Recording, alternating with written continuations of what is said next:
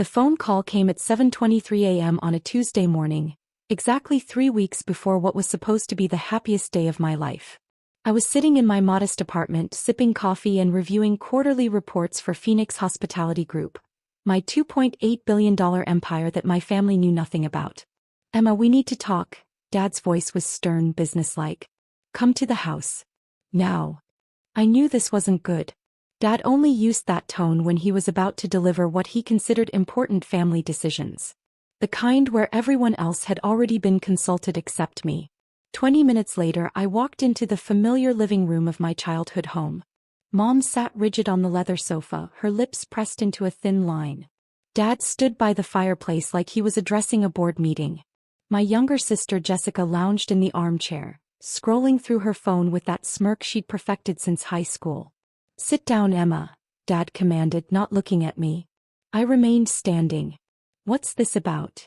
"Your wedding." Mom's voice was ice cold. "We've made a decision." My heart started racing, but I kept my expression neutral. "What kind of decision?" Dad turned to face me, his jaw set. "We're not paying for this circus anymore." The words hit like a slap. "Excuse me." "You heard me." He crossed his arms. "This whole production you've planned, it's ridiculous. $75,000 for one day? The venue, the flowers, the photographer, it's all excessive." "We agreed on the budget months ago," I said quietly. Jessica finally looked up from her phone. "Yeah, well, that was before we realized how much money you were wasting on stupid stuff." "Like what?" "Like that dress," Mom interjected. $4,000 for something you'll wear once? And those centerpieces, who needs crystal and gold leaf at a wedding?" I took a deep breath.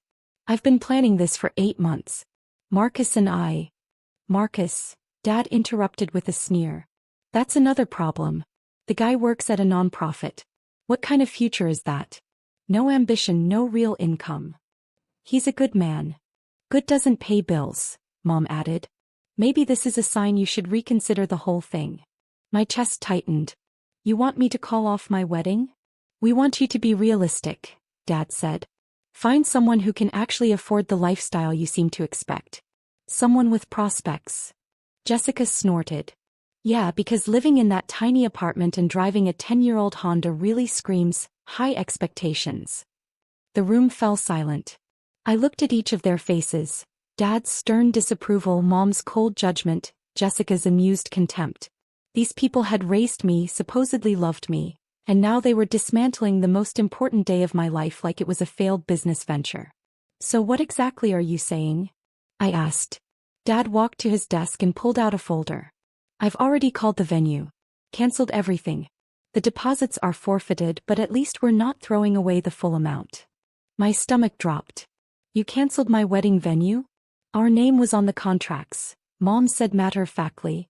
"Legally we had every right." "The caterer too," Jessica added helpfully. "And the photographer." "Oh, and the florist."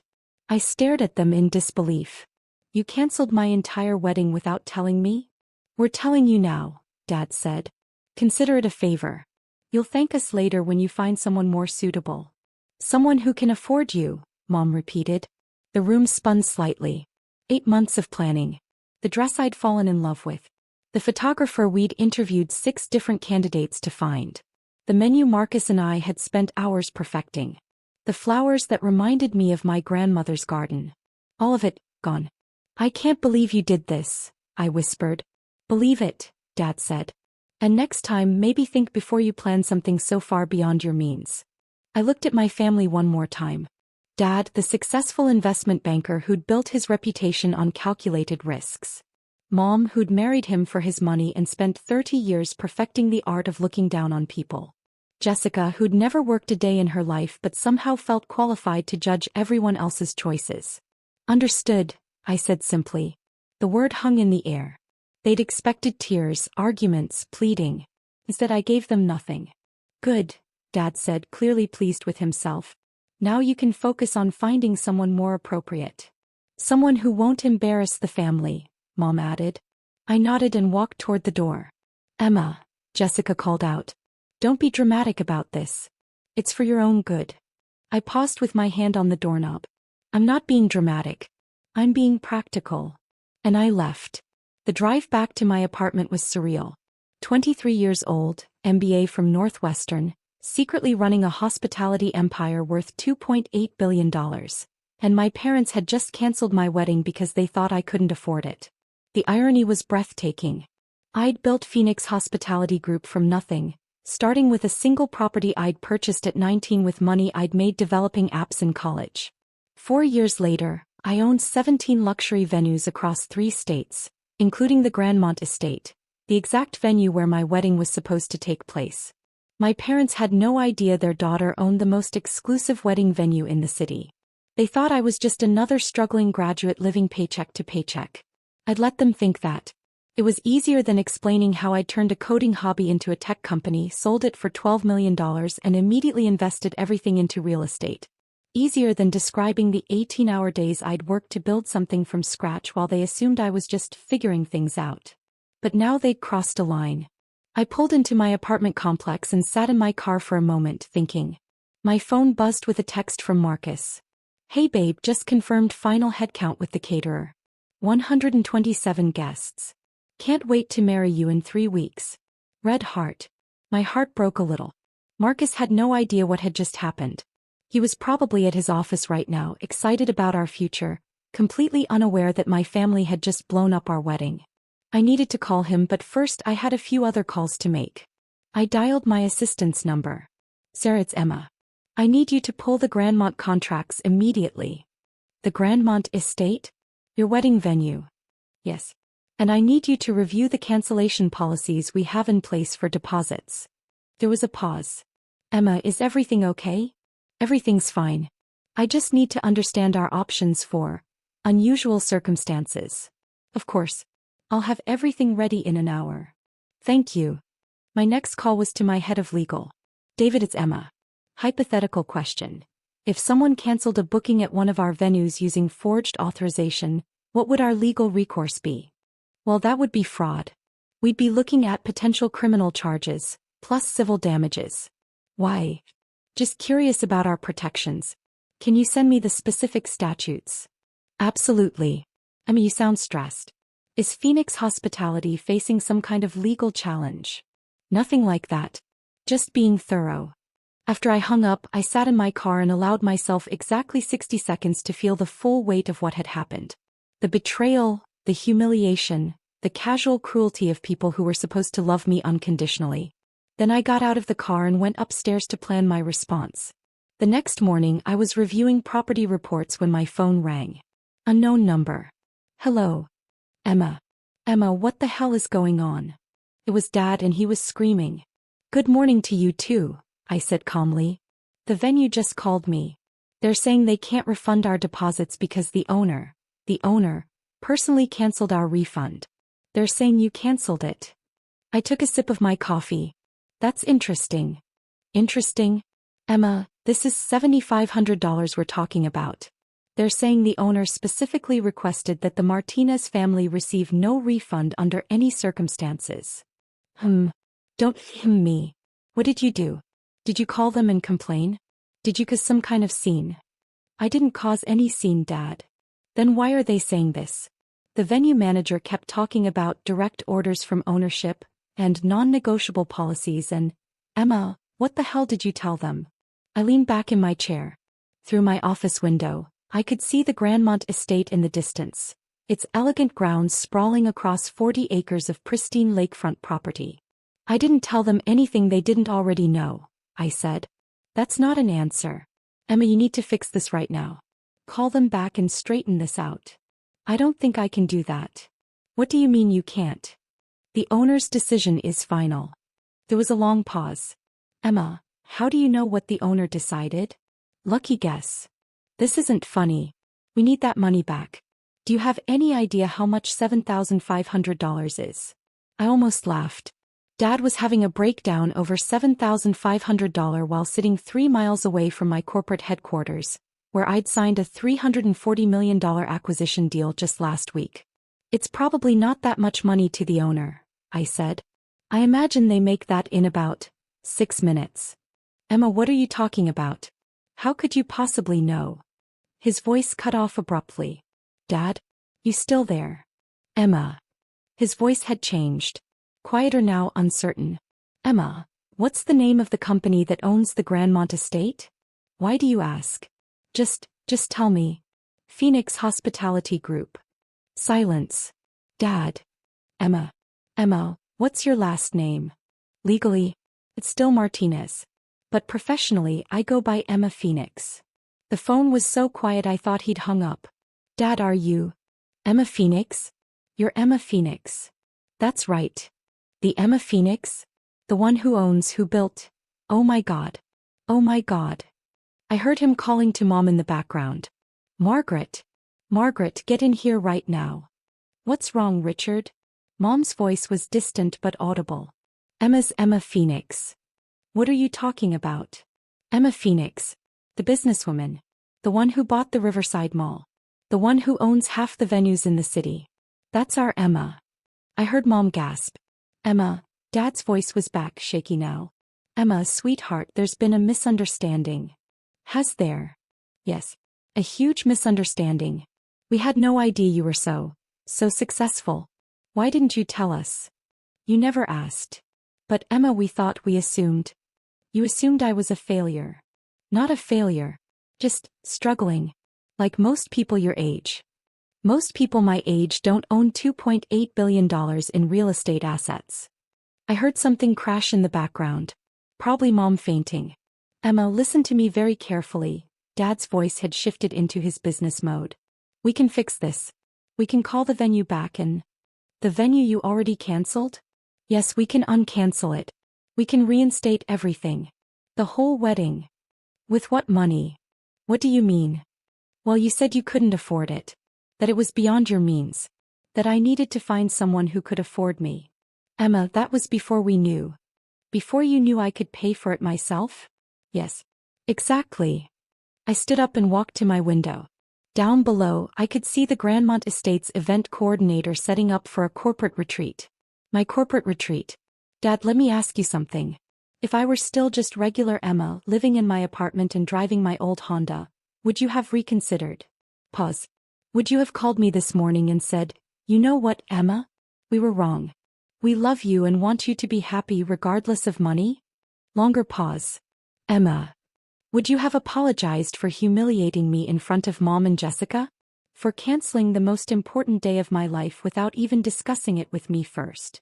Emma, please. The answer is no, Dad. You would have let me stay heartbroken and weddingless, and you would have felt good about it. Responsible. Like you taught me a valuable lesson about living within my means. That's not. We were trying to help. You were trying to control me. Just like you've always done. I heard Mom's voice in the background. Give me the phone. Emma, honey, it's Mom. Sweetheart, there's been a terrible miscommunication here. Has there? Yes. We had no idea about your business success. We're so proud of you. Are you proud of the business or proud of the money? Both. Emma, you're our daughter. We've always been proud. Yesterday you told me to find someone who could afford me. What changed? Well, now we know that I can afford myself? Silence. Mom, let me save you some time. I'm not reinstating the wedding. I'm not giving you your deposits back. And I'm not pretending this conversation never happened. Emma, you're being unreasonable. I'm being exactly as reasonable as you were yesterday. I heard Jessica's voice in the background. Is she serious? She's actually not giving us the money back. Put Jessica on the phone, I said. Emma, I don't think. Put her on. Fine. Here's Jessica. Hey, Emma. Jessica's voice was carefully neutral. So, this is weird. Hi, Jess. I had no idea you were like rich. Rich. I'm comfortable. Comfortable? Emma, you own half the city. Not half. Maybe 30%. This is insane. Why didn't you ever say anything? Would it have mattered? What do you mean? Yesterday you recorded my fiance throwing my keys in a lake and posted it on social media. You called my wedding plans stupid and said I was wasting money on excessive things. Would you have done that if you'd known I was wealthy? Well, no, probably not. So you're only nice to people who have money? That's not what I meant. It's exactly what you meant, Jess. You treated me like garbage because you thought I was poor. Now you want to be best friends because you found out I'm rich. Emma, come on. How many social media posts did you make mocking my cheap lifestyle? Pause. Emma. How many times did you joke about my car, my apartment, my job? That was just sister stuff. Put Dad back on. Emma, wait. Put him on. Dad's voice returned, subdued now. Emma, we need to talk about this face to face. No, we don't. Yes, we do. Your family. This is family business. Family doesn't cancel each other's weddings out of spite. It wasn't spite. We genuinely thought. You thought wrong. About everything. I heard him take a deep breath. Emma, what do you want? What will it take to fix this? There's nothing to fix, Dad. You made your position clear. I'm just respecting it. Our position was based on incomplete information. Your position was based on the assumption that I was worthless. Now that you know I'm not, you want to change the rules. That's not fair. You know what's not fair? Having your parents cancel your wedding because they think you're not good enough for their standards. Emma, please. I have to go. I have a board meeting. Emma, wait. What about Marcus? What about your wedding? I smiled. What about it? Are you still getting married? Of course. Where? Same place. Same date. Same time. But how can you? We canceled everything.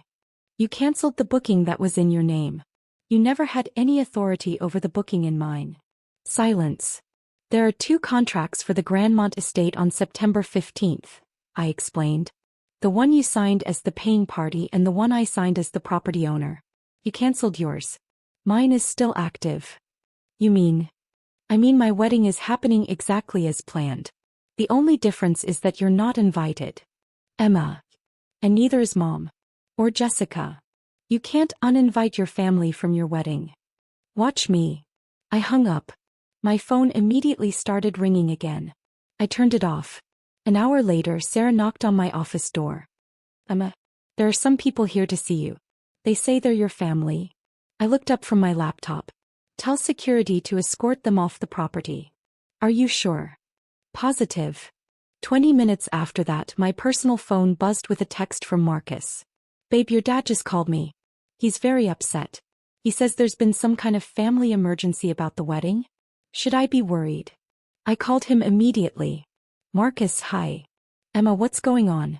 Your dad sounded like he was having a breakdown. It's a long story. Can you come over tonight? I need to tell you something. Of course. Are you okay? I'm better than okay. I'll explain everything. That evening I told Marcus the whole story. About Phoenix Hospitality Group. About the $2.8 billion empire I'd built in secret. About my family's betrayal and their frantic attempts to backtrack once they learned the truth. He listened without interrupting, his expressions cycling through confusion, amazement, and finally anger. They canceled our wedding because they thought you were poor? He said finally. Essentially, yes. And now they want back in because they found out you're wealthy? That's the general idea. He shook his head. Emma, that's horrible. I'm sorry I never told you about the business. I wanted to be sure you loved me for me, not for what I could provide. Are you kidding? I'm not upset about the money. I'm upset about how they treated you. He took my hands. Emma, you're getting married in 3 weeks. You should have your family there. They made their choice. People make mistakes. This wasn't a mistake, Marcus. This was who they really are when they think no one important is watching. He was quiet for a moment. What do you want to do? I want to marry you at the Grandmont estate, surrounded by people who actually care about us. I want to start our life together without the toxic influence of people who only value me when I can benefit them. Are you sure? I've never been more sure of anything. The next morning I drafted a formal letter to my family. It was delivered by courier at 9 a.m. sharp. Dear Dad, Mom, and Jessica. Thank you for clarifying your feelings about my life choices and my value as a family member. Your decision to cancel my wedding without consultation has saved me years of wondering whether you truly supported my happiness or simply tolerated it when convenient.